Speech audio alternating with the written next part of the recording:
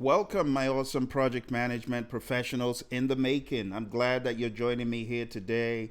We're going to tackle 5 questions for today to put you on that straight and narrow towards your PMP. I know lots of you are in full prep. So let's jump into the questions for today. The questions for today are from the process domain. Here is your very first question. I'll read it. It says, executing the project with urgency required to deliver business value. A project with a decided upon schedule baseline is at risk of missing its deadline, which could impact its value delivery. All leads and lags have been implemented in the schedule. The resource allocation has been kept consistent. The project manager needs to make decisions to keep the project on track. What should the project manager do? A. Reassess the project plan to prioritize activities that directly contribute to business value. B. Extend the deadline to ensure all planned activities are completed for the stakeholders to receive value. C. Increase the number of resources to accelerate all remaining project activities and have a better chance of success. D. Focus on risk management to identify potential future delays by reassessing leads, lags, and the baseline. I'll give you some time to think about it, and I'll get out of your way while you do that. Let's give it a little bit of time.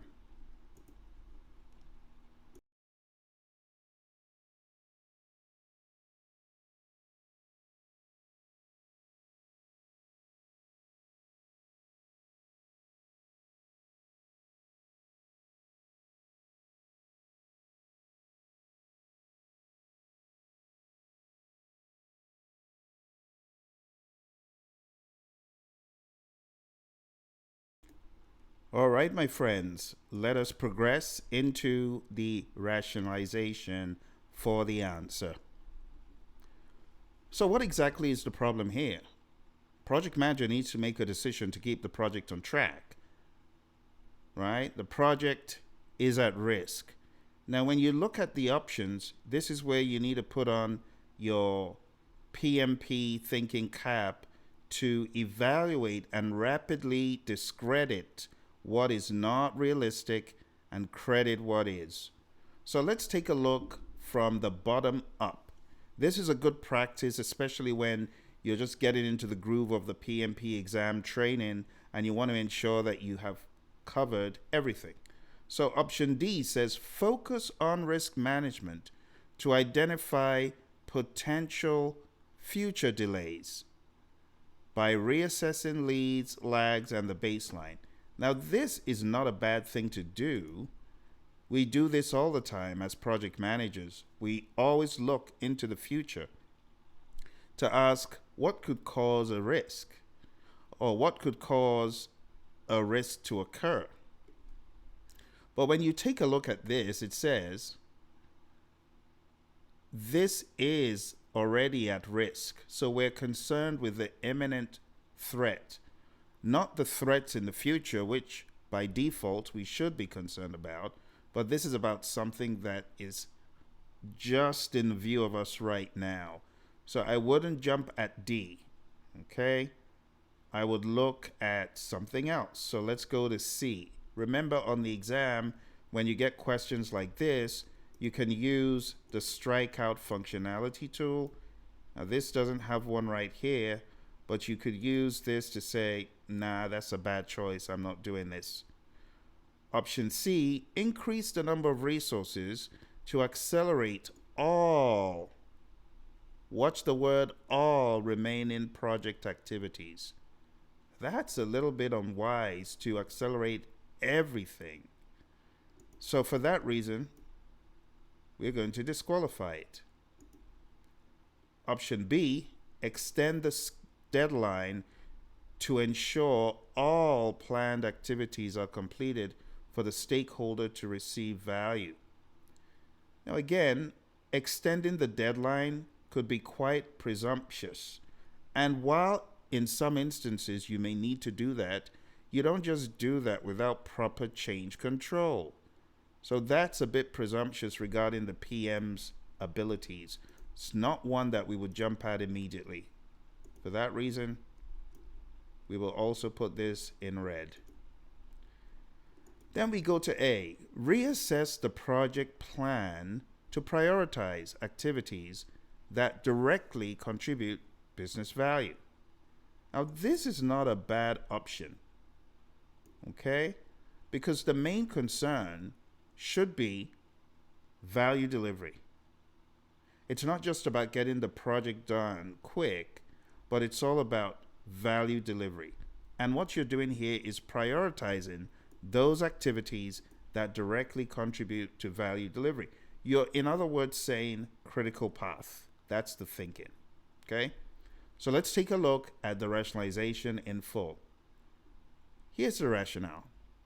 Reassessing the project plan to focus on adding value activities aligns with delivering business value under urgency. Extending the deadline could further impact the business value. Increase in resources may not be efficient or feasible. And while focusing on risk management is important, it does not directly address the urgency of delivering business value. So when you run through these options, they don't all sound bad, but the best and most imminent thing to do is option A. Okay? All right, let's go over to question 2. And here is question 2. Let's read it together. You are the project manager on a large-sized artificial intelligence project involving several hundred stakeholders and government agencies. You find that critical information is not reaching all stakeholders in a timely manner, leading to confusion and delays. What should you do? A. Implement a more stringent reporting system with an action item list and stakeholder management plan. B. Redefine the communication plan to ensure timely and effective information distribution. C. Hold daily meetings with all stakeholders to ensure information is shared as it is sent out from the project management system. And D. Assign the responsibility of communication to a dedicated team member using a RACI chart where you can track all the I assigned members. I'll give you some time to think about this.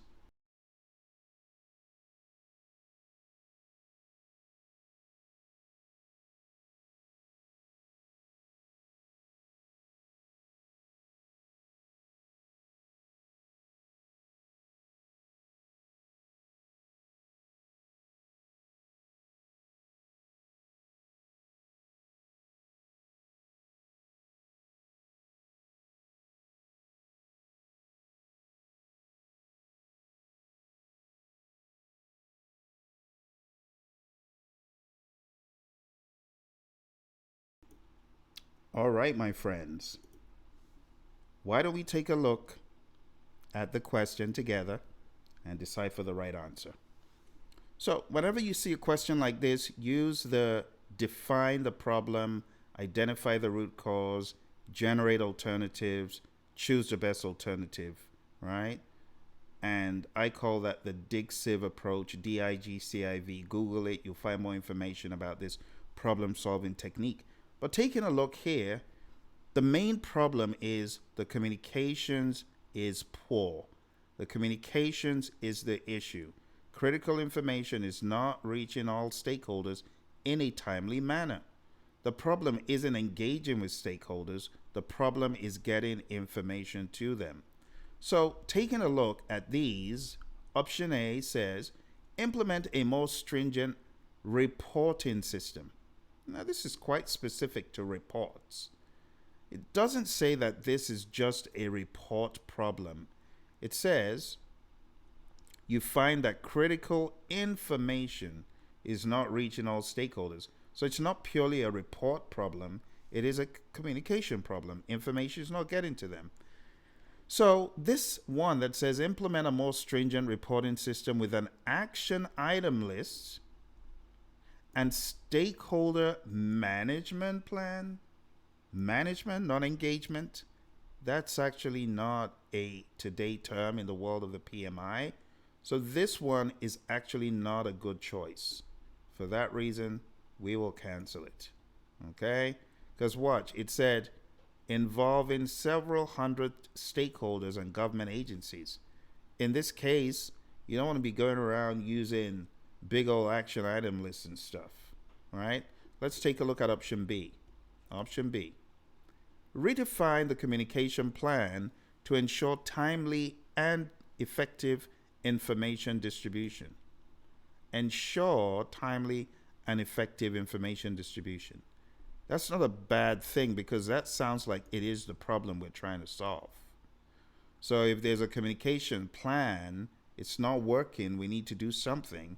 And maybe the best thing to do is to redefine our plan and ensure the timely and effective information distribution. But let's see if any of the other options is better. C. Hold daily meetings with all stakeholders to ensure information is shared as it is sent. Imagine that, a daily meeting with hundreds of stakeholders. No, this is not a feasible or sensible option.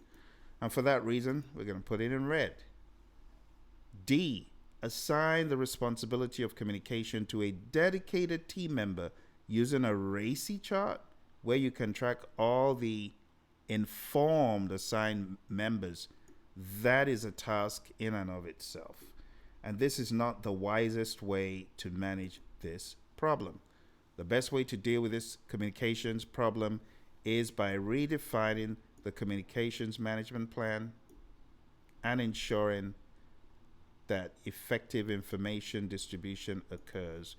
So we're going to say the best answer to this is B. Let's go down the list. And it says the rationale, redefining the communication plan ensures that the flow of information meets the project's needs. A more stringent reporting system, option A, may not address the timeliness of communication. Daily meetings could be overwhelming, which is option C, and assigning responsibility to one team member doesn't guarantee effective distribution to all stakeholders. So my friends, that is question 2. Let's go to question 3. Question 3, let's read it together. A project manager finds that critical problem-related information is not reaching all stakeholders in a timely manner, leading to confusion and delays. The latest schedule, team, and resource problems are usually communicated to stakeholders in a document. What is this document known as? Now, this is a straight up knowledge question. Shouldn't take too long. I'll give you a few more seconds.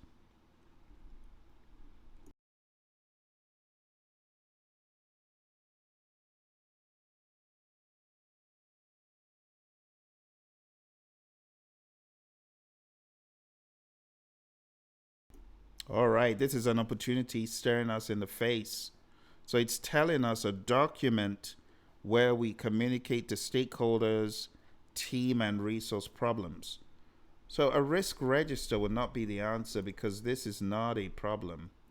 This is something that could happen, but it's not something that is happening right now. The same thing with a risk log, risk register, same thing. So it wouldn't be A and it wouldn't be B. C, action item list. Now, in the world of project management, they do have things called rolling action item lists and rails and raids and stuff like that. But those are all not in the PMBOK guide, not in PMI's lingo or definition of terms. So it's not a rail. There's nothing wrong in an action item list, but the answer here is not a rail or an ale. So let's just keep that in mind. Let's get rid of it. And the final one says issue log. And an issue log is just that. It's a log of issues that the project manager and the team put problems in. And this, my friends, is actually the best answer.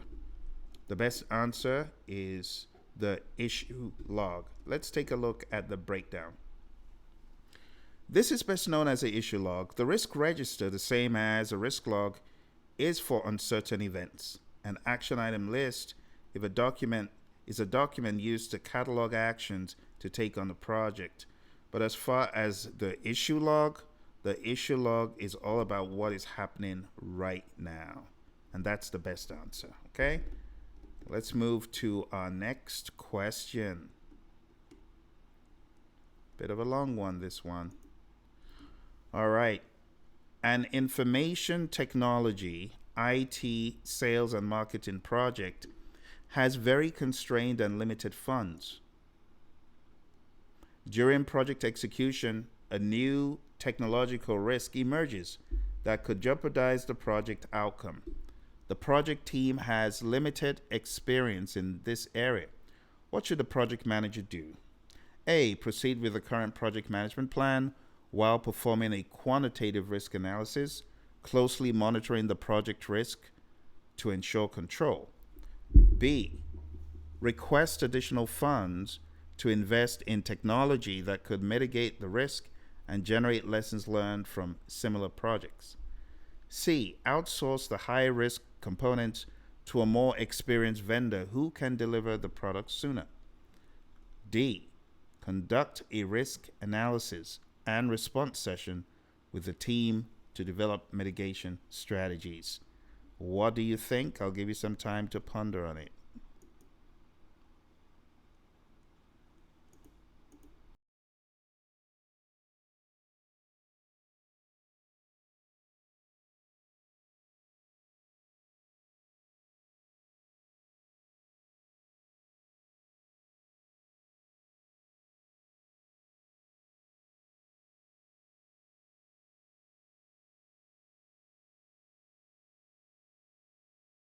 All right, my friends, I hope you have decided upon the answer. So let's advance and rationalize this together. So when you look at this, there is a risk that could jeopardize a project outcome.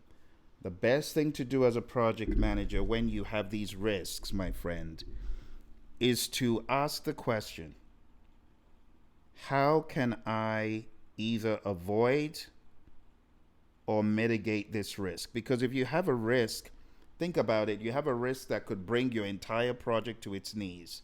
This is not a risk that you want to just pass over and say, it's okay, we'll just keep an eye on it and see if anything goes wrong. No.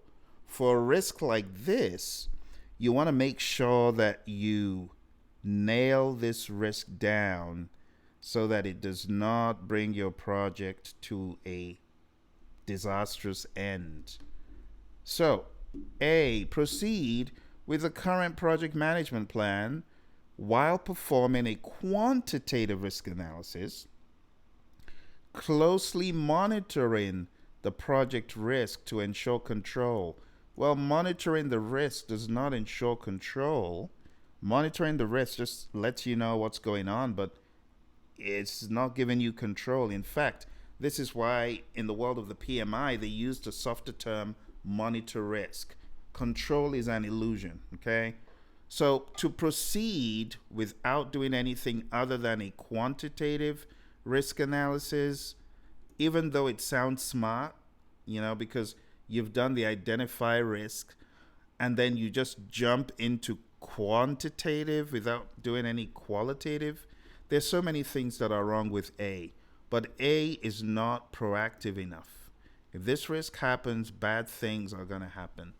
So we won't choose A. Let's go to B.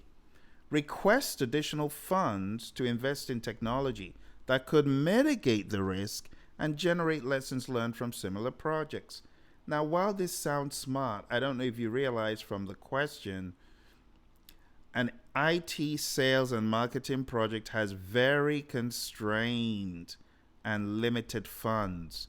So this would not be the best thing to do because you got limited funds. You're not going to go around asking for funds to invest in technology. This would not be the best option, okay? Let's look at option C. Outsource the high-risk components to a more experienced vendor who can deliver the product sooner. So think about it. Let's read. very constrained funds, a new technological risk emerges. It just says a new technological risk, but it doesn't tell us what it is. It just says that could jeopardize the project's outcome. The project team has limited experience in this area. So saying outsource the high risk components gives an illusion that, yeah, we've told you that it's a component problem. You don't know that for sure. This is presumptuous. This is putting thoughts and ideas into your head. It's saying, oh, it's a risk with a vendor, so outsource the components to a more experienced vendor. And this is one of those illusionary options. Try to plant the idea subliminally into your head, but it never ever existed in the question. So option C is bogus, right? Because it's talking also about, oh, schedule. But schedule wasn't even mentioned here. It just said a new technological risk emerges. You see what I'm saying? So you have to be careful that you don't choose an option that has planted a fake idea into your head. Let's go to D. D says conduct a risk analysis and response session with the team to develop mitigation strategies. Now, this wouldn't be a bad thing to go straight into mitigation, because there's nothing wrong in saying we're identifying the risk and coming up with high-level mitigation strategies at the same time. That is actually advocated in the world of the PMI in some of the PMBOK guide. So don't look at it as being, oh, well, you just found a risk could go wrong and you didn't do a qualitative and you didn't do a quantitative. This would be the best answer, my friends, based on what we're saying. We need to move quick on this thing. You get what I'm saying? It's moving quick on the risk before it becomes an issue. All the others, they're either presumptuous or not realistic. All right. So here is the rationale. It says, D, conduct a risk analysis session with the team to develop mitigation strategies. There you have it. Conducting a risk analysis session directly involves the team in identifying and addressing the risk in line with task 3. Continuing with the current plan, option A, may not adequately address the new risk. Outsourcing could be a solution, but removes the opportunity for the team to develop skills in this area. That's also another good reason. And requesting more funds might not be feasible and doesn't ensure risk mitigation. It also eliminates outsourcing. So, my friends, there you have it. There's the logic behind that one. Okay. Let's move on to our final question for today.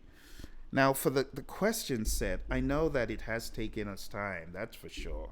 It has.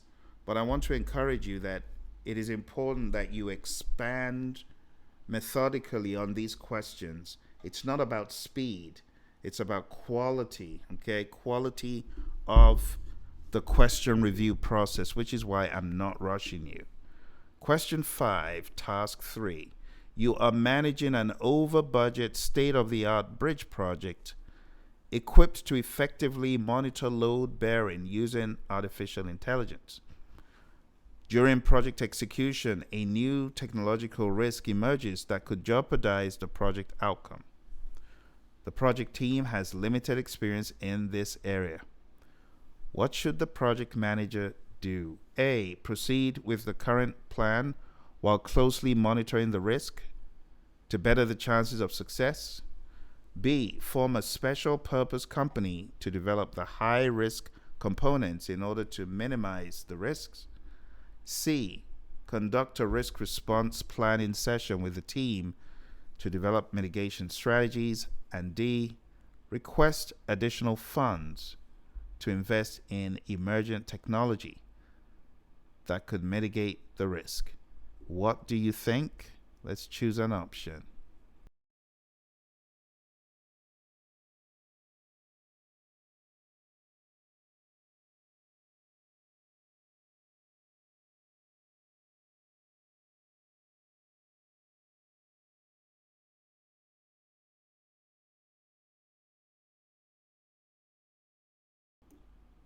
Okay, and that final one, just in case you missed it, that is request additional funds to invest in emerging technology that could mitigate the risk. Okay, have you decided? All right, let's move on, my friends.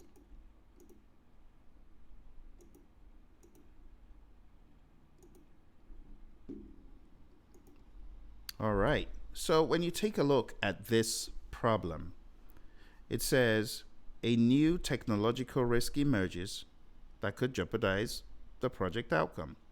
Very similar to what we've seen before.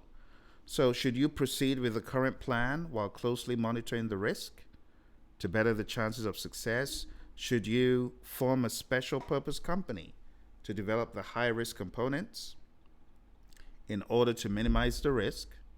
Should you conduct a risk response planning session, or should you request additional funds? So let's think about this. Proceeding with the current plan while monitoring risk, we've already determined that this is reactive, because just checking on the risk without doing something aggressively is no good when you have a risk that could jeopardize the entire project. B, form a special purpose company to develop the high risk components in order to minimize the risk. This doesn't make much sense because we're after a negative risk. So forming a second company to deal with a risk doesn't make sense. It's not a positive risk, remember that. So we're going to cancel this because it doesn't make enough logical sense. C, conduct a risk response planning session with the team to develop mitigation strategies. That's not a bad thing to do, but let's take a look at D. Request additional funds to invest in emergent technology that could mitigate the risk. There's still an element of uncertainty there. So the best option in this case, my friends, with question 5 is not D. We don't want to jump at requesting additional funds. The best option is C. Conduct a risk response planning session with the team, get feedback from the team, and based on what they tell you, you know the line of best fit.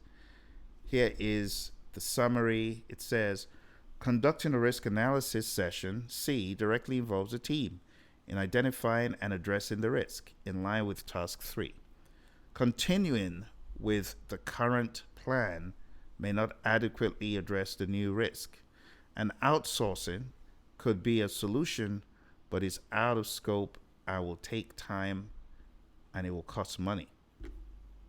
Requesting more funds, option D, might not be feasible and doesn't ensure risk mitigation. So again, that's the question and those are the options. I really hope you've enjoyed today's session, my friends. If you have, smash that like button for me. Let me know, and also let the algorithm know, okay? If you found value from this and you want to get trained and coached and mentored on my program, you can find it at tinyurl.com/elite PMP. That's tinyurl.com/elite PMP. You'll find links below. You can go there and sign up. Thank you very much. I wish you all the very best. Keep on trucking. I'll see you tomorrow.